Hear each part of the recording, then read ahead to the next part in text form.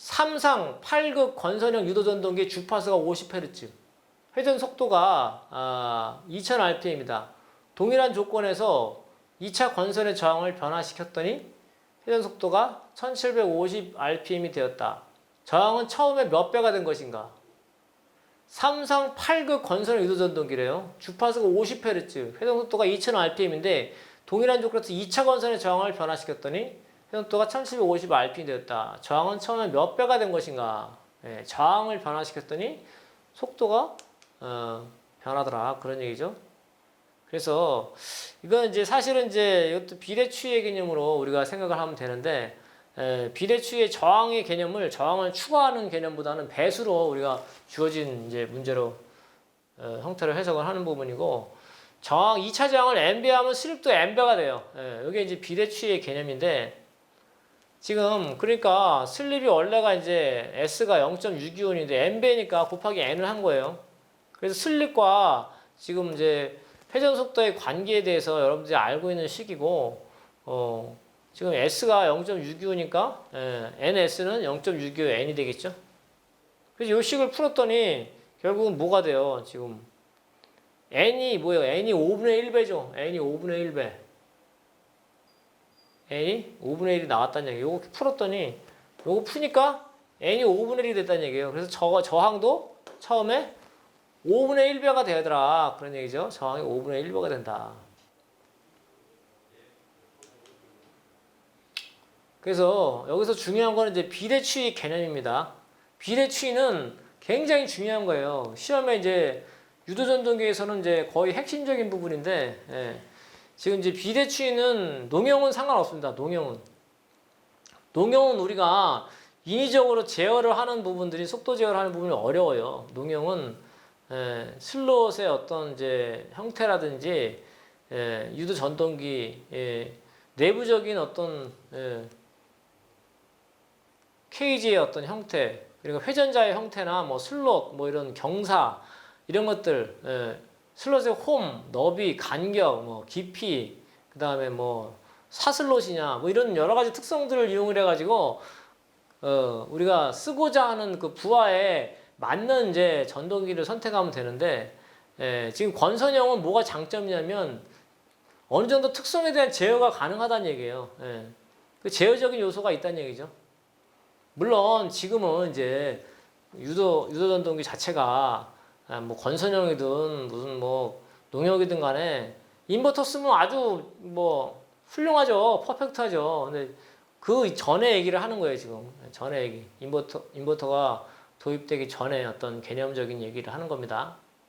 그래서 건선형은 저항을 연결시킬 수가 있어요. 건선을 빼가지고 슬립링을 통해서 저항을 빼서 회로를 형성을 할 수가 있어요. 거기다 저항을 이제 가변저항을 붙일 수가 있다는 얘기예요. 가변저항을 통해서 우리가 제어를 할 수가 있다. 뭘 제어하냐?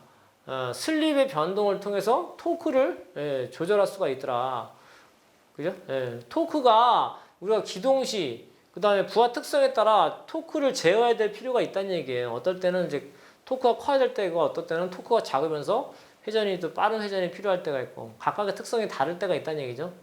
그때 이제 부하 설비의 종류에 따라서, 특성에 따라서 그때 맞는 전동기를 만들어야 되는데, 그러면은 이제 제어적인 요소가 필요하다는 얘기죠. 건선형에 대해만 해당되는 겁니다. 비례추이는 건선형 유도전동기에만 해당된다.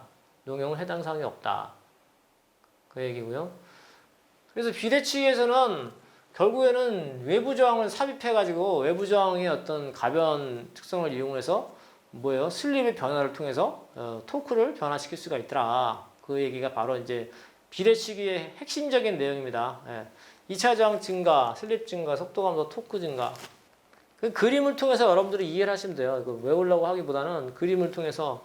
그림을 보시면 저항이 지금 R2에서 2R2, 3R2 배수로 증가를 했죠. 여기서는 이제 배수가 되는 식은 아닙니다. 요거는 이제 더하기 R2가 R2 다시가 됐는데 R2 다시가 R2 더하기 삽입된 저항 라지 R로 표현된 부분이고, 얘는 이제 배수로 표현된 부분이죠. 어쨌든 저항이 이렇게 커지면, 저항이 커졌을 때는 어떤 곡선을 따르냐? 이 곡선을 따른다는 얘기예요. 이 곡선에서는 어떻게 돼요? 이 곡선에서는 지금 슬립이 1에 가깝죠. 이 곡선은 최대 토크일 때는 슬립이 0에 가깝고. 그죠? 예.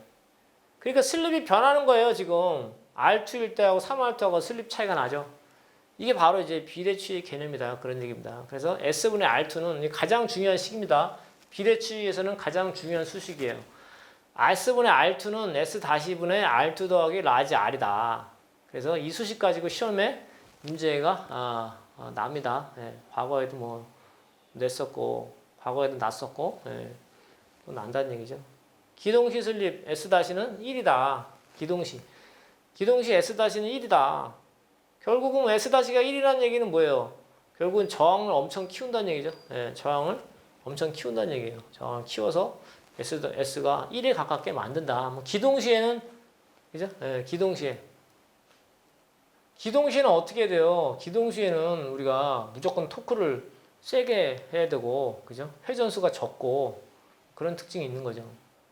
그래서 이 개념을 여러분들이 좀 이해를 하시고 예, 시험에 자주 나오는 개념이니까 좀 이해를 하시라고 예, 좀 적어놓은 거니까 이 그림 자체가 바로 이제 비례추이를 아주 쉽게 설명할 수 있는 그림이다. 이제 그 얘기죠. 비례추이의 특징. 최대 토크는 불변, 슬립은 변한다. 앞에서 보면 최대 토크는 이제 불변이죠. 최대 토크는 불변. 2차 저항이 클수록 기동 토크가 올라간다. 슬립 S는 2차 저항에 비례한다. 비례치하지 않는 것. 출력 효율, 2차 동선, 출력 효율, 2차 동선, 부하, 동기속도 이런 거는 뭐 비례치하지 않다는 얘기죠. 예. 토크 슬립 이런 것들은 뭐 비례치하는 부분입니다.